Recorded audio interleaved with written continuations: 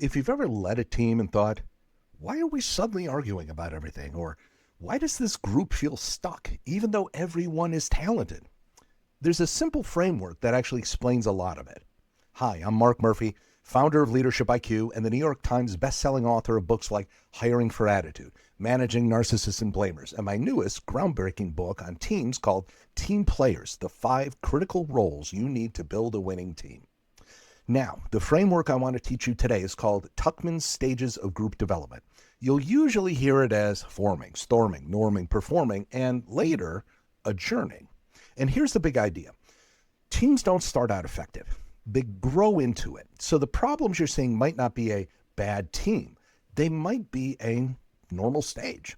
Let me walk you through what each stage looks like, what leaders often do wrong in that stage, and a few surprising caveats that most people leave out.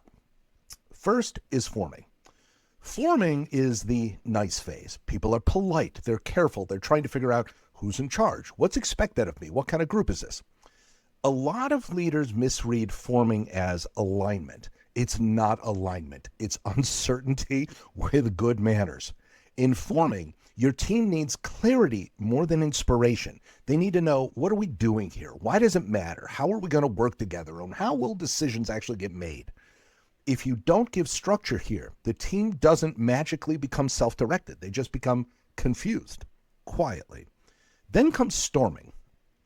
Storming is where most leaders panic because it feels like the team is breaking. But in this model, storming isn't failure, it's development. Storming is when people stop performing politeness and start showing reality, real opinions, real preferences, real working styles, real frustration.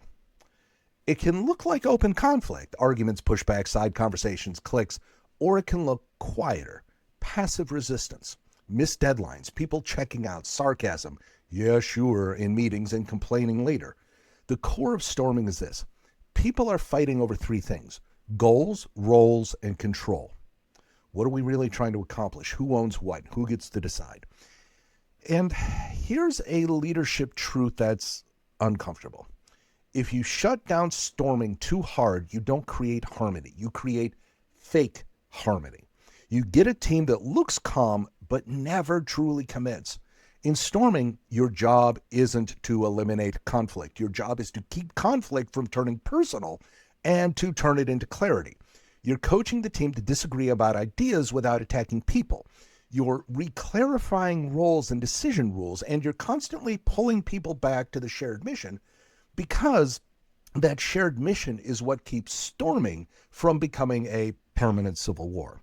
By the way, if your team struggles to make fast decisions, spread the work evenly, or have disagreements that actually lead somewhere, my latest book, Team Players, will show you exactly why and what to do about it. It breaks down the 5 critical roles winning teams have and how to spot what's missing when a team gets stuck. Now, if the team works through storming instead of getting trapped in it, you move into norming. Norming is when the team starts to feel like an actual team. People stop trying to win every discussion and start trying to win together. They develop norms, sometimes written, usually unwritten, about how they communicate, how they solve problems, how fast they respond, what good work looks like, and what gets escalated, and what gets handled inside the team. Morale improves. Collaboration improves. You'll hear more we language. In forming, you're more directive. In storming, you're more of a coach and mediator. In norming, you start stepping back. You reinforce what's working and let the team carry more responsibility. But here's a surprising warning. Norming can create its own trap. When the team finally gets along, sometimes they protect harmony so much that they stop challenging each other. They avoid uncomfortable truths. They stop debating. And that's where groupthink can creep in. So in norming, you want cohesion, but you also want candor. You want trust, but you also want constructive friction. Then there's performing. This is the payoff stage. Performing is where the team becomes productive in a way that feels almost effortless. People know the mission. They know their roles. They trust each other. They handle disagreements quickly.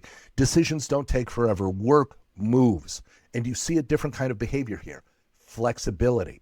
In a performing team, people don't say, that's not my job. They say, what do we need right now?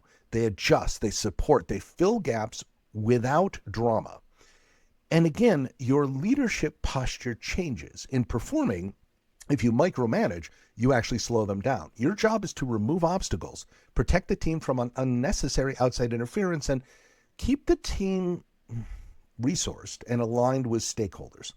Quick side note. This is exactly why I wrote Team Players, because most leaders are taught to focus on chemistry and trust, but the teams that consistently win aren't just close. They have the right mix of roles, so decisions don't bottleneck, work doesn't pile on to one or two people, and conflict turns into progress instead of gridlock. If that sounds like a familiar pain point, Team Players is built for you. Now, the stage that most leaders forget is adjourning.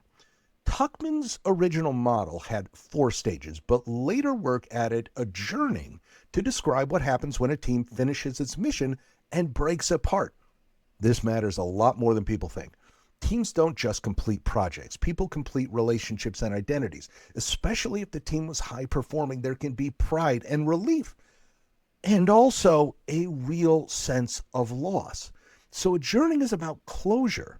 Finishing deliverables, capturing lessons learned, celebrating the win, and making sure people aren't left hanging about what's next.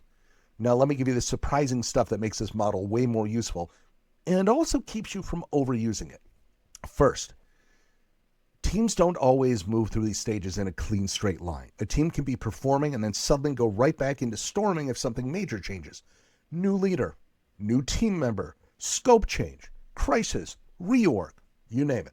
So if your great team suddenly feels messy again, don't assume the culture broke. You might just be watching a regression that needs reforming and renorming. Second, not every team shows every stage clearly. Some teams don't have a dramatic storming phase the way the internet describes it. Conflict might be mild, short, or expressed in much subtler ways. So don't go hunting for drama just because a model says storming. Use the model as a diagnostic lens instead. Ask, where are we unclear? Where are we stuck? Are we still polite and uncertain? Are we fighting about roles? And are we aligning on norms? Are we executing smoothly? Third, time and deadlines matter more than this particular model admits. A lot of teams look calm early on, then hit a midpoint wake-up call, reorganize fast, and sprint toward the deadline. So if you're leading project teams, you'll often see a big shift when the timeline becomes real. That's not weird, that's human. And last, the model's biggest strength is also its weakness. It's simple, it's memorable, it gives teams a common language. But it can also turn into a lazy explanation, like, oh, we're storming, so it's fine, while nothing changes. The point isn't to label the stage. The point is to lead what the stage requires. So here's a practical way to use this without turning it into a poster on the wall. If your team is new, ask, have I given enough clarity? That's forming leadership. If your team is tense, ask, are we fighting about goals, roles, or control? Then fix those. Don't just ask people to be nicer. That's storming leadership. If your team is calm but slow, ask, do we have real norms and real accountability or just politeness? That's norming leadership. And if your team is high performing, ask, am I protecting this team's momentum or accidentally disrupting it? That's performing leadership. And when a team finishes, ask, did we capture what we learned? And did we give people closure? That's adjourning leadership. Because the real gift of Tuckman's stages isn't that it describes teams. It's that it normalizes what you're experiencing and gives you a smarter response than either panicking or ignoring it. So, listen, if your team feels messy right now, don't assume you're doomed. You might just be exactly where growing teams are supposed to be. If this was helpful, hit like, subscribe, and turn on notifications so you don't miss the next episode. And if you want more leadership tools you can use immediately, quizzes, research, courses, and a whole lot more, head over to leadershipiq.com. I'm Mark Murphy. I'll see you next time.